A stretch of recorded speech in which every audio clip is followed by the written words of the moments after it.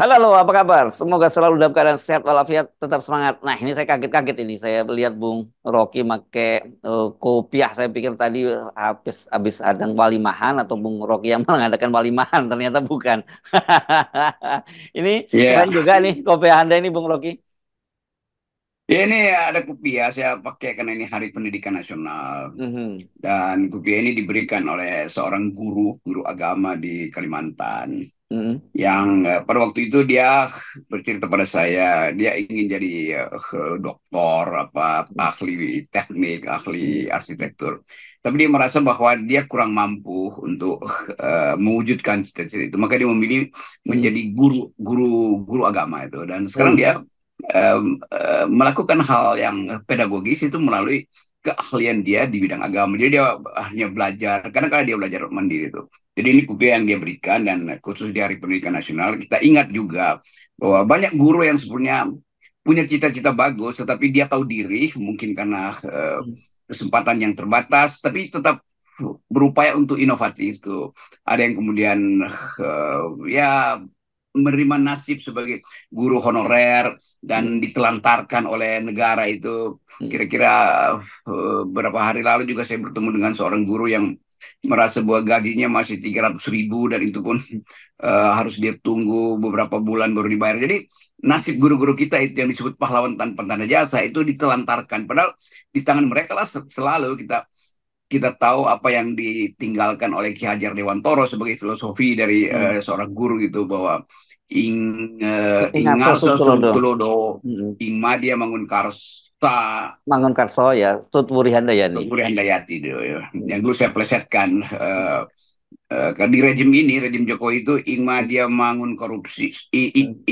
ingarso mangun korupsi ing madia apa saya sebutnya ing ingarso Bang, sung mangun korupsi. korupsi. Hmm.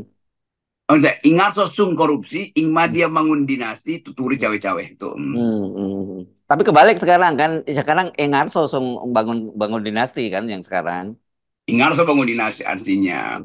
Jadi ya dan yang dan semua Madio itu Madio korupsi sekarang. Jadi dia yang ya yang di atas yang paling depan dia dinasti, yang di tengah korupsi kan begitu, yang kemudian yang di belakang ini masih rakyat yang cawe-cawe kececeran. itu. Jadi kita membayangkan bagaimana Ki Hajar Dewantoro berupaya untuk merumuskan filosofi pendidikan kita. Dan itu yang tidak terlihat pada kurikulum-kurikulum yang ada sekarang di Kementerian Pendidikan.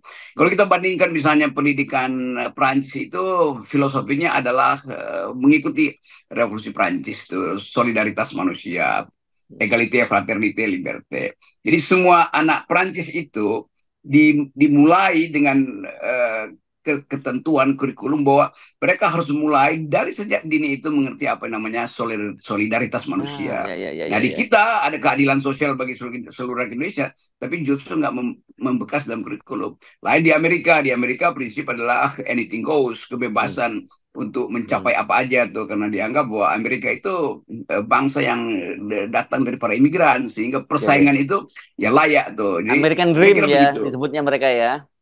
Yes. Hmm. Nah, kita ini ada kampus merdeka, belajar merdeka, tapi guru tidak merdeka dari Hmm. tekanan ekonomi, guru tidak merdeka dari perintah-perintah politik, guru tidak merdeka untuk mengucapkan kritik mereka sendiri. Itu masalah kita di Indonesia.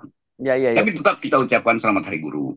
Ya, saya kira menarik nih untuk kita teruskan ya, karena peran seperti yang anda sebut tadi itu seorang guru, ya, guru agama ya, yang di Samarinda itu yang anda sebut tadi ya, di Kalimantan Timur itu ya. Saya kira Ya, kan ini kan yang disebut dia membangun karakter bangsa ya, mendidik umat begitu melalui karakter bangsa. Dan saya kira mungkin kalau kita renungkan dalam situasi sekarang ini, yang paling terasa kita memang bangsa ini nggak jelas itu karakter bangsa ini seperti apa. Karena kalau tanda-tanda dari kerusakan, korupsi yang di depan tadi bangun dinasti, di tengah korupsi dan di belakang juga berantakan seperti sekarang, ini menunjukkan ada yang salah memang pada bangsa kita. Saya jadi teringat sebuah kisah ketika Jepang baru saja dibom nuklir dibom atom oleh Amerika Serikat. Kan pada waktu itu ada satu kisah yang sangat populer.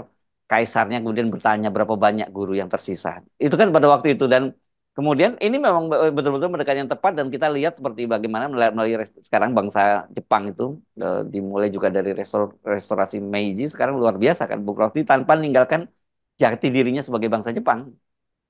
Itu pentingnya kita lihat bagaimana seorang kaisar itu ketika Hiroshima Nagasaki udah luluh lantak Hmm. dan dia tahu bahwa Jepang udah selesai, tidak mungkin lagi bangkit. Tapi dia dia ingat bahwa ada, ada berapa guru yang masih tersisa dan dia bisa Hmm. bangkitkan kembali Jepang Ya. dalam 20 tahun. Hmm. Jepang itu udah setara kembali dengan bahkan melampaui sebelum Perang Dunia Kedua. Hmm.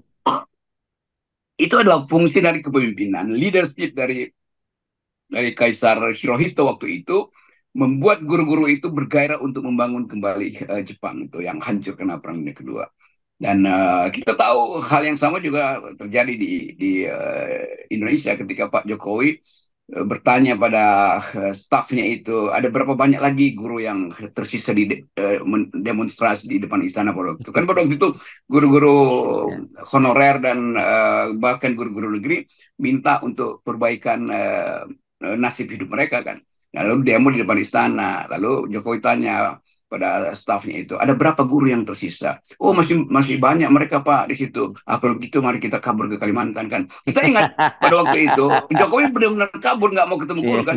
Dia Iya. pergi ngurus apa tuh kandang bebek di Kalimantan. Nah itu beda antara Kaisar Hirohito dan Hmm. Kaisar Mukidi. Nah, itu soalnya itu. Iya, iya. Jadi kita balik lagi pada isu utama kita hari ini adalah mengucapkan perintah konstitusi cerdaskan kehidupan bangsa yang terjadi bukan kehidupan bangsa yang jadi cerdas, tetapi kebodohan bangsa yang bertumbuh itu di era Jokowi yang sering kita ingatkan bahwa IQ nasional kita tinggal 78 dibandingkan dengan negara tetangga yang rata-rata di atas 100 itu.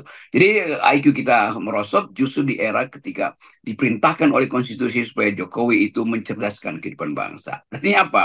Artinya trade off antara pembangunan karakter dan pembangunan intelek itu tidak sejajar dengan pembangunan infrastruktur. Ya, Jokowi memilih betul. memperpanjang jalan tol dan memperpendek jalan pikiran itu dasarnya begitu. Nah Ya. soal Nadiem juga itu kan ya merdeka tapi tidak ada karakter gitu kan.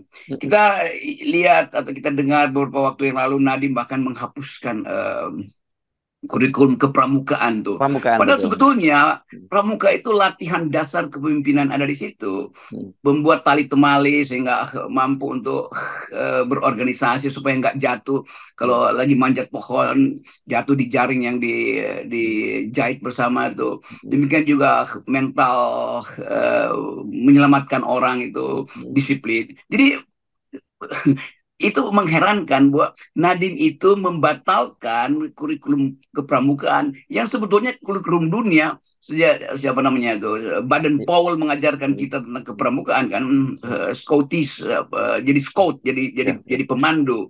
Hmm. Nah kita berpikir sekarang nanti karakter bangsa yang kita sebut solidaritas dibangun di mana Ya, kalau ya. kurikulum dasar itu ke permukaan tidak diajarkan Hmm. soal cinta bangsa segala macam. Jadi betul-betul kacau cara berpikir Rajib ini dalam soal pendidikan. Ya, nah itu saya kira ini penting ya kita untuk merenungkan di hari-hari semacam ini bahwa seorang pemimpin itu harus punya visi, ya, Bung Rocky Yes. dan visi itu penting, bukan nggak bisa seperti yang selalu disampaikan oleh Pak Jokowi. Yang penting kerja kerja kerja. Ya kalau kerja kerja itu hasil dari sebuah visi bangsa, visi seorang pemimpin seperti apa sih, kemudian implementasinya seperti apa dan bagaimana kita mencapai visi itu melalui. Nah itu baru saya kira mungkin diturunkan kerja itu.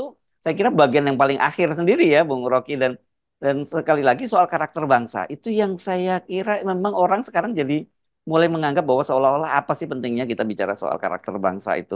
Padahal negara-negara yang maju seperti orang mungkin nggak melihat Jepang tuh contoh nyata tetap mempertahankan tradisinya. Tapi seperti Anda sebut tadi, Amerika tentu pendekatannya berbeda karena dia menyebutnya sebagai American Dream gitu ya. Jadi orang Ya, boleh American mencapai apa. Dream. Tapi itu ada ininya visinya itu bahwa visinya apa? Oh, orang di sini oh, lu boleh membangun mimpi lu apa aja di Amerika. Nah, jadi itu terimplementasi dalam pendidikannya dia. Di Jepang juga seperti itu. Kemudian di negara-negara Eropa juga, saya kira juga punya tradisi yang cukup kuat sehingga kemudian bangsa itu jadi. Nah, sementara kita mulai khawatir tentang bagaimana perkembangan bangsa ini ke depan. Ya, di kita ada juga namanya Indonesian Dream itu. Hmm, Ya apa itu. itu? Itu banyak politisi yang berebut jadi dokter itu karena itu mulai menyewa mahasiswa Ya, ya, tingkat ya, satu ya. Nah, untuk itu dia. bikin disertasi, Betul, untuk betul, bikin betul, tesis betul. segala macam. Ya, ya, ya, ya. Padahal sebetulnya di Amerika nggak ada orang jadi dokter hanya untuk jadi Hmm. politisi, karena cukup ilmu kebijakan publik, terutama ilmu hukum tuh kan. Begitu banyak anggota parlemen atau senator-senator di Amerika yang memang tidak memerlukan kualifikasi dokter, kan dokter itu buat ngajar di universitas. Ya, ya, Di ya. kita lihat begitu begitu banyak ijazah dokter itu diperjualbelikan. Tiba-tiba seseorang menjadi dokter itu buat apa? Ya Hmm. buat tambahin judul di depan Hmm. namanya supaya elektabilitasnya naik tuh. Padahal Ya. sebetulnya elektabilitas tidak naik karena dia jadi dokter, tapi karena BLT yang dia sumbang kemana-mana sebetulnya Hmm. kan, dan Hmm. amplop. Jadi memang terlihat ada inflasi pendidikan di kita, inflasi cara berpikir, inflasi cara memahami problem secara utuh tuh. Hmm. Dan itu terjadi justru ketika Jokowi menganggap bahwa kerja kerja kerja, nggak usah berpikir berpikir berpikir. Hmm. Nah itu yang terjadi sekarang sehingga kita tidak mampu lagi untuk bertengkar secara konseptual tuh. Sama seperti Mahkamah Konstitusi kemarin, udah bawa data aja tuh. Anda kalah berapa buktikan, nggak ada lagi pertengkaran tentang ide kenapa diperlukan pemilu yang jujur dan bersih Ya. kan. Nah Hmm. itu sebetulnya juga masuk di dalam kepala-kepala hakim merasa bahwa ini kan cuma pembuktian kuantitatif. Loh Hmm. negeri ini didirikan dengan kualitas-kualitas pikiran, Hmm. dan keadilan sosial itu bukan kuantitatif, kemanusiaan yang adil dan beradab itu bukan kuantitatif. Hmm. Jadi bayangkan seluruh sektor masyarakat kita itu akhirnya menjadi tempat kita bertengkar soal data, itu bukan lagi soal ide, soal nilai, apalagi soal moral.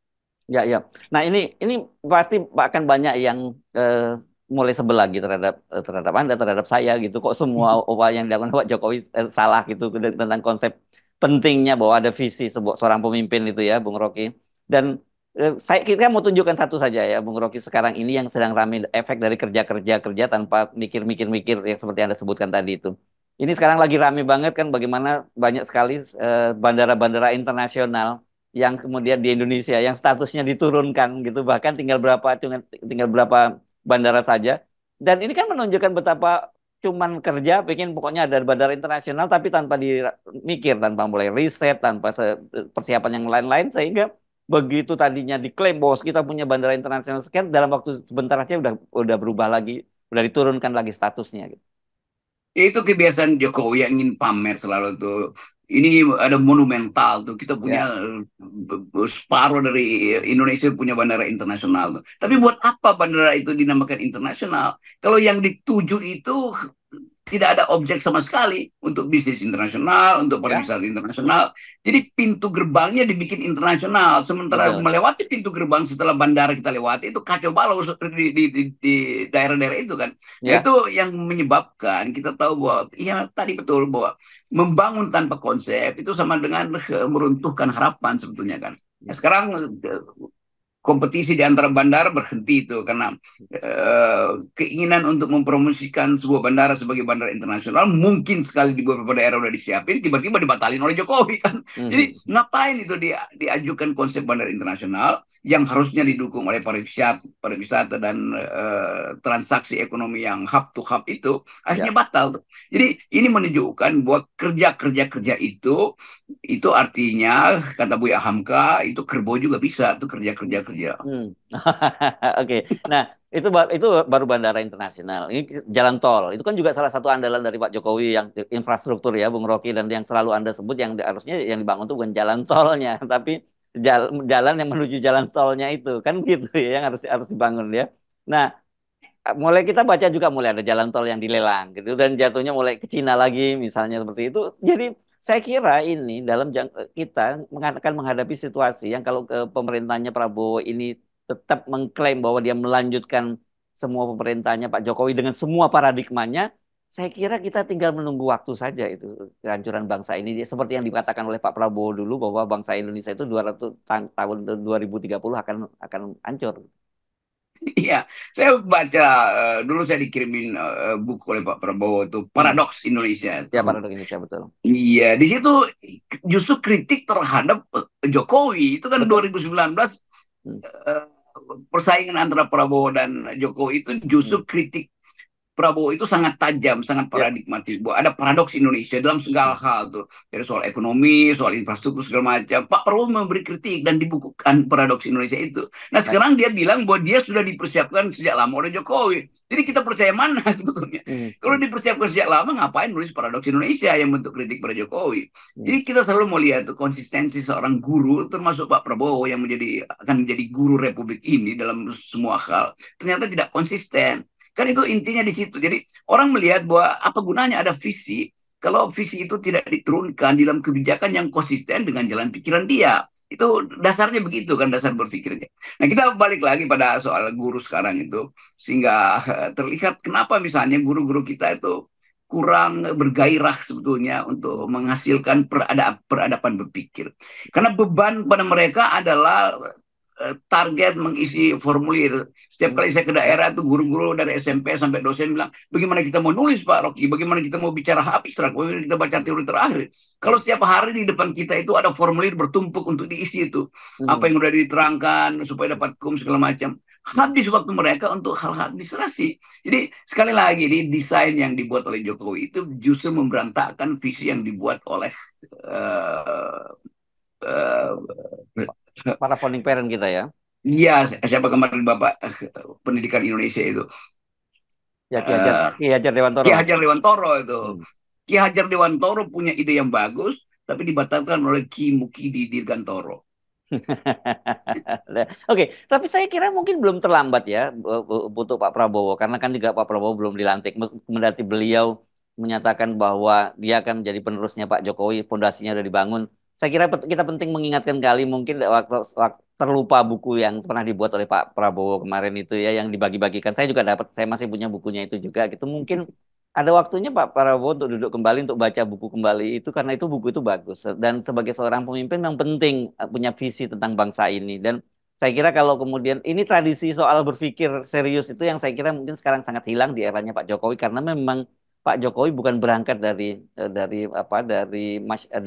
orang yang punya tradisi berpikir semacam itu buat dia karena mungkin karena apa ya latar belakangnya dia pengusaha dan itu pun pengusaha kelas kelas UMKM juga ya di Jawa. Jadi ya memang sangat pendekatannya sangat pragmatis kan dan pengusaha ya biasa memang begitu cara berpikirnya. Tapi kan kita ingin mendorong Pak Jokowi ketika jadi presiden dia jadi tumbuh jadi pengusaha skala nasional maupun internasional gitu yang cara berpikirnya tidak lokal lagi gitu.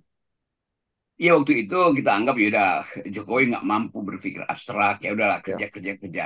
Tapi kerja juga yang dituntun oleh target tertentu bukan target yang dialih-alihkan terus kan target kan ubah-ubah oleh Ya. Jokowi kan. Jadi itu juga menunjukkan bahwa bahkan untuk hal yang sifatnya teknis Jokowi nggak mampu. Karena Hmm. itu kemudian ya apa yang dihasilkan akhirnya dijual lagi pada asing kan itu yang terjadi. Jadi dalam konteks Hari Guru ini kita ingatkan pada Pak Prabowo untuk membagi-bagi kembali buku dia itu, yaitu Paradoks Indonesia, menjadi standar buku yang bisa dibaca dari tingkat SMP. Saya kira orang bisa baca buku itu sampai universitas. Supaya orang nilai bahwa Prabowo pernah membuat buku sebagai guru yang mengkritik kebijakan Jokowi. Dan sekarang dia justru mengikuti Ya. kebijakan Jokowi kan. Kan itu Hmm. jadi namanya bukan lagi paradoks Indonesia tapi paradoks Presiden Prabowo. Akhirnya begitu Hmm. nama nama bukunya kemudian tuh. Nah, Hmm. kita ingin ada konsistensi. Pak Prabowo mengerti bahwa dia pernah dieluk-elukkan melalui buku paradoks Indonesia, tapi kemudian dia justru jatuh dalam paradoks dia sendiri itu. Ya, Ini ya, kritik kita pada cara Pak Prabowo mengucapkan janji-janji keguruan dia itu. ya. Dan tepat pada Hari Guru ini kita ucapkan selamat berjuang para guru dan kita tahu bahwa yang mereka akan hasilkan mungkin akan tertunda sampai 2029 atau bahkan 10 tahun ke depan setelah Indonesia betul-betul paham bahwa demokrasi itu yang akan melahirkan kesetaraan berpikir. Ya, tetapi kita pasti selalu ingatkan lagi bahwa dimulai itu memang dari pendidikan dan yang paling diutamakan adalah pendidikan karakter dari bangsa, gitu ya, Bung Rocky itu penting banget. Gitu.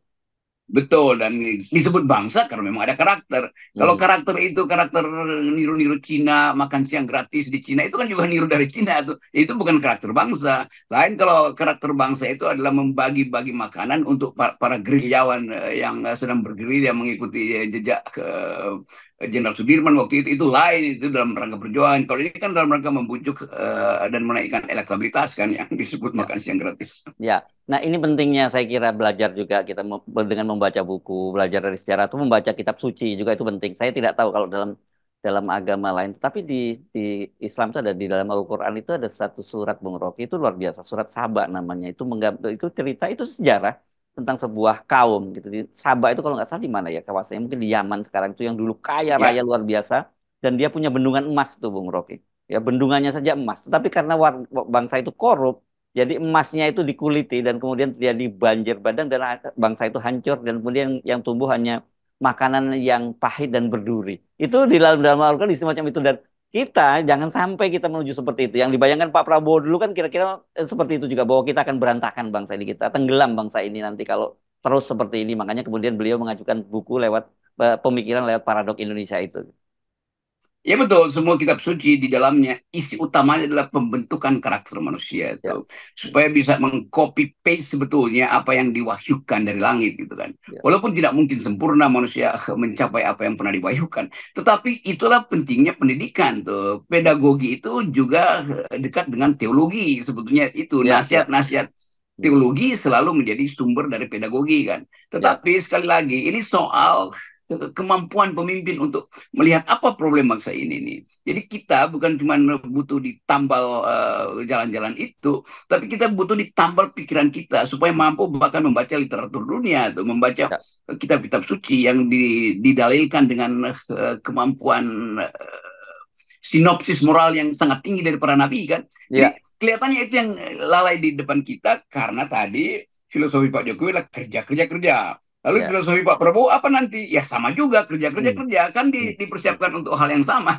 Ya, ya, ya. Oke, saya kira selamat hari Hari Pendidikan Nasional ya, tempatnya ya, Bung Rocky ya, hari ini ya. Ya, Hari Pendidikan Nasional. Yes, dan selamat juga untuk para para guru dan kemarin kita juga baru memperingati Hari Buruh dan yang kita lihat itu ya nasib buruh dan guru itu sama-sama nelangsanya lah di Indonesia ini.